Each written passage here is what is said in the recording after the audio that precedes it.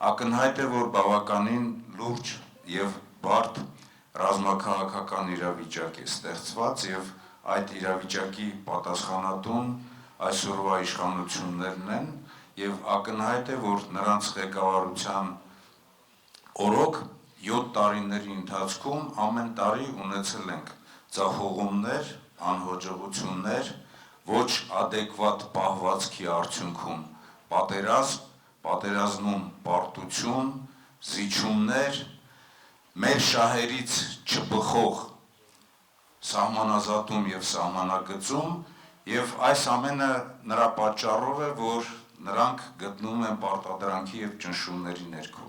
Եվ ակնհայտ է, որ սիրելի հայրենակիցներ, այսօր մենք շատ պատասխանատու փուլ ենք մտնում և այդ պատասխանատվությունը մենք միասնաբար պետք է կրենք և մենք այսօր այստեղ ենք, որպեսզի նաև գյումրեցիների հետ համատեղ փոխադարձ վստահության, փոխադարձ հարգանքի,